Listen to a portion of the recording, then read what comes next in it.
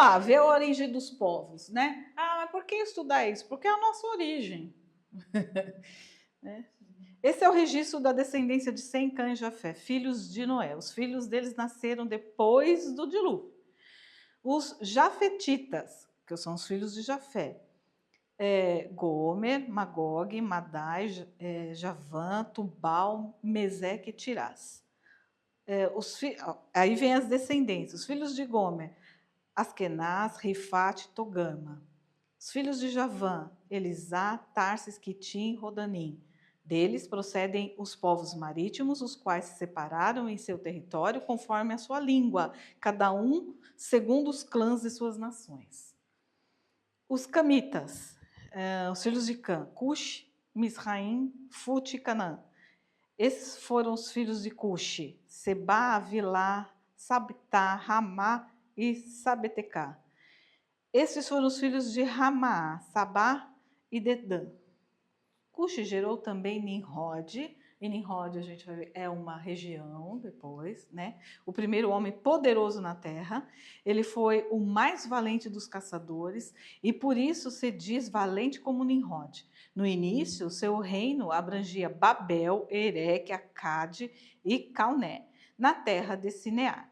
Dessa terra, ele partiu para a Síria, onde fundou Nínive, Rebote e Ir, Calá e Recém, que fica entre Nínive e Calá, a grande cidade.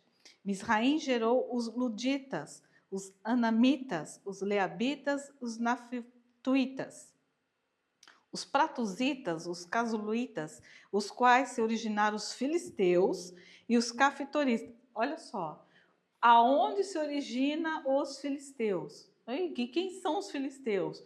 É um povo que vai dar um trabalho lascado para Davi, lá na frente, né? Canaã gerou Sidom, que é uma grande cidade, seu filho mais velho, e Et, como também os Jebuseus, os Amorreus, os Gigazeus, os Eveus, os Arqueus, os Sineus, os Avedeus, os Semareus e os Amateus. Todos povos também que acabam perseguindo o povo hebraico. Posteriormente, os clãs cananeus se espalharam. As fronteiras de Canaã estendiam-se desde Sidom, iam até Gerar, todos filhos, tá vendo? E chegavam a Gaza. E de lá prosseguiam até Sodoma, Gomorra, Admiá, Zeboim, chegando até Lasa. São esses os descendentes de Cã, conforme seus clãs, línguas em seus territórios e nações. E os semitas, o irmão mais velho, né? Sem foi o antepassado de todos os filhos de Eber. Esses foram os filhos de Sem: Elão, Assur, Afaxade, Lude e Arã. Esses foram os filhos de Arã: Uz, Jeter e Meseque. Arfaxade gerou Salá e este gerou Eber. Eber nasceram dois filhos. Um deles se chamou Peleque, porque na sua época a terra foi dividida. Seu irmão chamou-se Joctã. Joctã gerou Almodá, Saleve, Ramarvazé, Gerá, Adorão, Uzal, Dicla, Obal, Abimael, Sabá, Ofir, Avilá e Jobabe. Todos esses foram filhos de Joctã. A região onde viviam estendia-se de Messa até Cefar, nas colinas do leste. São esses os descendentes de Sem, conforme seus clãs, línguas e territórios e nações. Então, esses são os clãs dos filhos de Noé distribuídos em suas nações, conforme a história da descendência. A partir deles, os povos se dispersaram pela terra depois do dilúvio. E aí, então, fizeram todas as nações, né, desses nomes estranhos que a gente vê aqui, mas da onde nasceram todas as nações que a Bíblia, então, vai começar a retratar. Da onde que vieram essas nações, é legal vocês lembrarem, olha, são lá, né? Quem gerou quem, que nasceu de quem, e que olha quem que deu, mais ou menos por aí, entendeu? Né?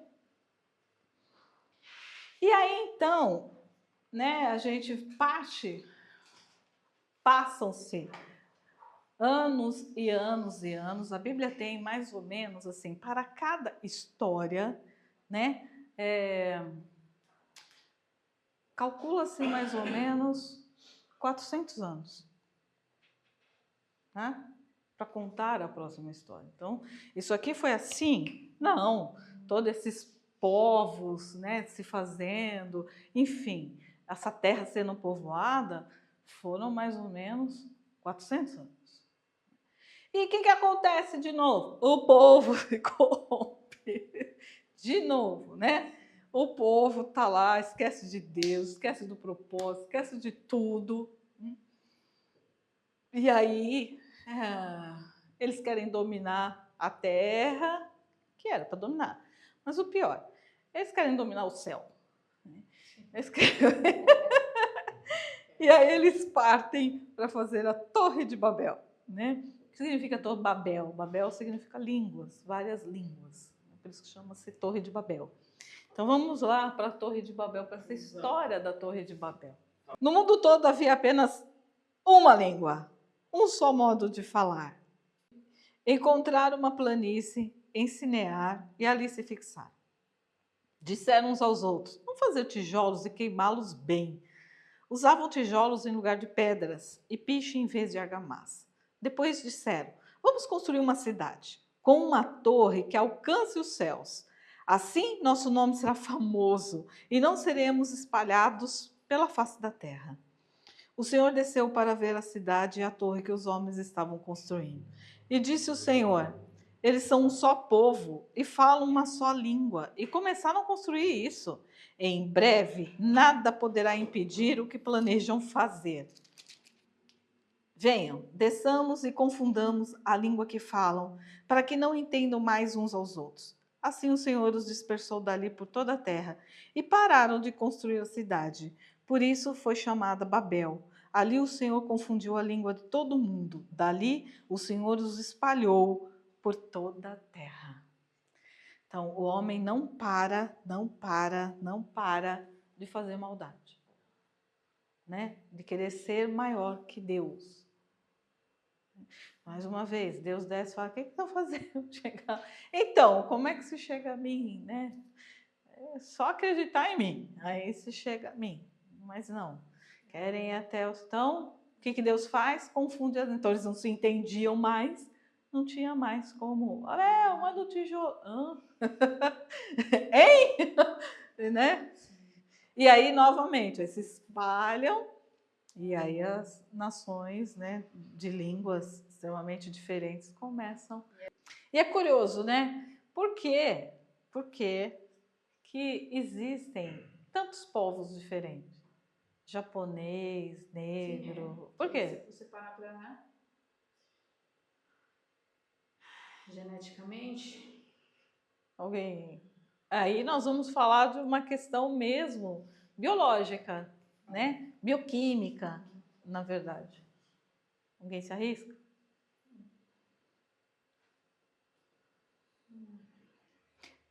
Já dizem os cientistas, né, que essas diferenças se dá justamente por uma questão geográfica.